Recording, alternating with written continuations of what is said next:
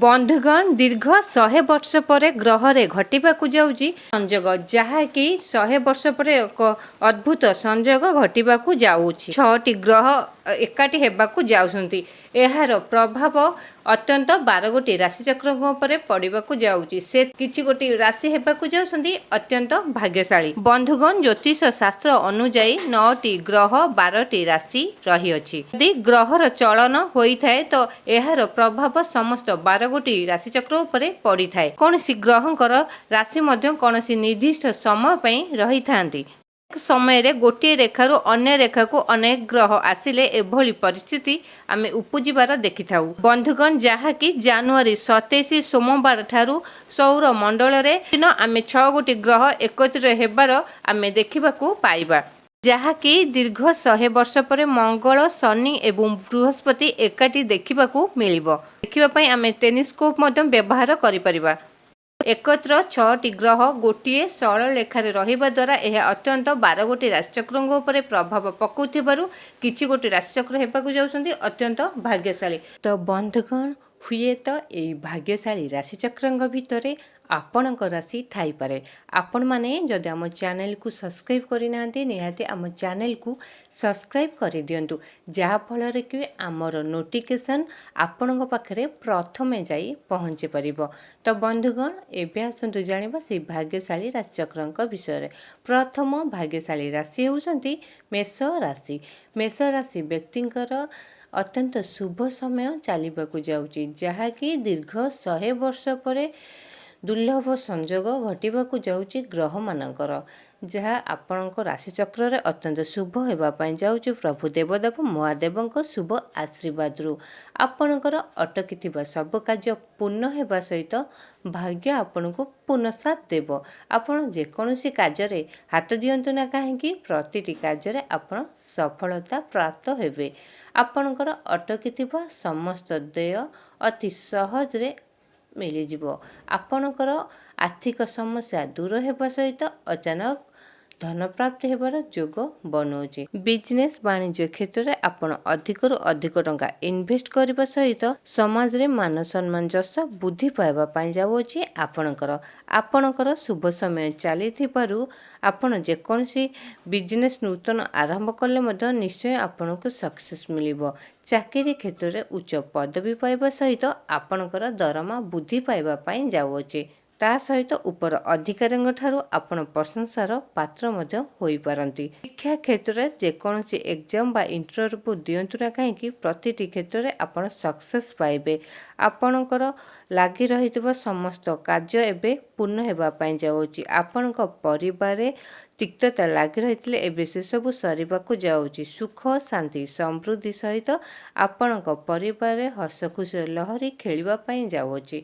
आपणको बंधु एवं परिवार वर्ग अत्यंत सहयोगर हाथ बढ़ेबे जहा फल कि आपण अत्यंत खुशी अनुभव करेंगे। आपणकर लागि रहितबा स्वास्थ्य अवस्था रे नूतन परिवर्तन देखा देबा सहित आपणक स्वास्थ्य मध्य बहुत भल रहिबो। आपणकर शुभ समय चलिथिबारु प्रतिटी क्षेत्र में शुभ एवं मंगलमय हेबा पई जाउछि देवदेव महादेवଙ୍କ शुभ आशीर्वाद रु। तो एबे आसन जानिबा द्वितीय भाग्यशाली राशिचक्रंक विषय। द्वितीय भाग्यशाली राशि होउसंती कर्कट राशि। कर्कट राशि व्यक्तिंकर अत्यंत शुभ समय चलिबाकू जाउछि। एई राशि व्यक्ति मानकर अत्यंत शुभ समय चलिबाकू जाउछि। देवदेव महादेवଙ୍କ शुभ आशीर्वाद आपणक राशिचक्र उपरे थिबारु आपणकर प्रतिटी कार्य शुभ हेबा पई जाउछि।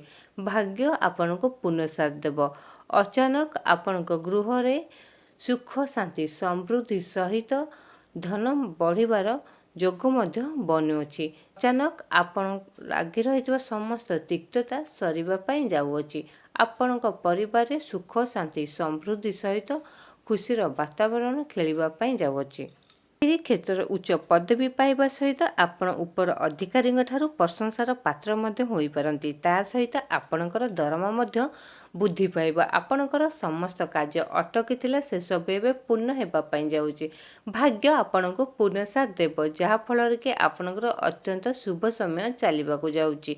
आपणकर शुभ समय चलिथिबारु आपण जेकोसी कार्य करंतु ना काहेकि प्रतिटी कार्य रे आपण सक्सेस निश्चय मिलिबो।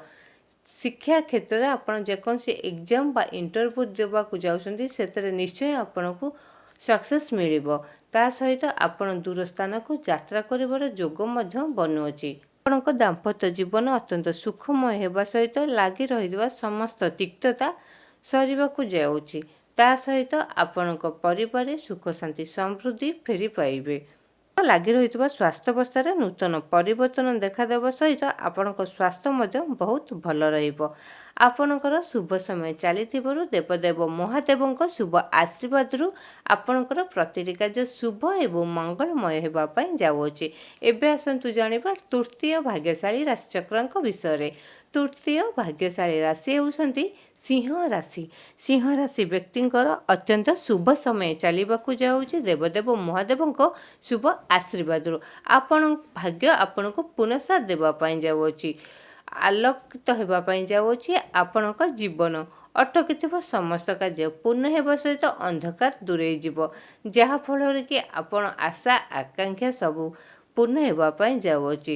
ବାଣିଜ୍ୟ କ୍ଷେତ୍ରରେ ଆପଣ ଅଧିକରୁ ଅଧିକ ଟଙ୍କା ଇନଭେଷ୍ଟ କରିପାରନ୍ତି।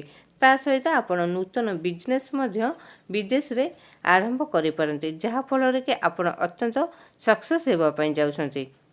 ତା ସହିତ ସମାଜରେ ଆପଣଙ୍କର ମାନ ସମ୍ମାନ ଯଶ ବୃଦ୍ଧି ପାଇବା ପାଇଁ ଯାଉଛି। ଆପଣଙ୍କର ଅଟକିଥିବା ସମସ୍ତ କାର୍ଯ୍ୟ ପୂର୍ଣ୍ଣ ହେବା ପାଇଁ ଯାଉଅଛି। ଭାଗ୍ୟ ଆପଣଙ୍କର ପୁନଃସାଥ ଦେଉଥିବାରୁ ଆପଣ ଯେକୌଣସି କାର୍ଯ୍ୟ କରନ୍ତୁ ନା କାହିଁକି ପ୍ରତିଟି କାର୍ଯ୍ୟରେ ସକ୍ସେସ୍ ପାଇବେ। ସ୍ୱାସ୍ଥ୍ୟାବସ୍ଥାରେ ନୂତନ ପରିବର୍ତ୍ତନ ଦେଖାଦେବା ସହିତ ଆପଣଙ୍କ ସ୍ୱାସ୍ଥ୍ୟ ମଧ୍ୟ ବହୁତ ଭଲ ରହିବ। ଥିବା ବାକି ଦେୟ ଆପଣଙ୍କୁ ଅତି ସହଜରେ ମିଳିଯିବ। କୋର୍ଟ କଚେରୀ ମାମଲା ଲାଗି ରହିଥିଲେ ସମସ୍ତ ରାୟ ଆପଣଙ୍କ ସପକ୍ଷରେ ଯିବ, ଯାହାଫଳରେ କି ଆପଣଙ୍କ ମନ ଅତ୍ୟନ୍ତ ପ୍ରଫୁଲ୍ଲିତ ରହିବ। ଆପଣଙ୍କର ଶୁଭ ସମୟ ଚାଲୁଥିବାରୁ ଦେବଦେବ ମହାଦେବଙ୍କ ଶୁଭ ଆଶୀର୍ବାଦରୁ ଆପଣଙ୍କର ପ୍ରତିଟି କାର୍ଯ୍ୟ ଶୁଭ ଏବଂ ମଙ୍ଗଳମୟ ହେବା ପାଇଁ ଯାଉଅଛି। ଏବେ ଆସନ୍ତୁ ଜାଣିବା ଚତୁର୍ଥ ଭାଗ୍ୟଶାଳୀ ରାଶିଚକ୍ରଙ୍କ ବିଷୟରେ। ଚତୁର୍ଥ ଭାଗ୍ୟଶାଳୀ ରାଶି ହେଉଛନ୍ତି କୁମ୍ଭ ରାଶି। କୁମ୍ଭ ରାଶି ବ୍ୟକ୍ତିଙ୍କର ଅତ୍ୟନ୍ତ ଶୁଭ ସମୟ ଚାଲିବାକୁ ଯାଉଅଛି।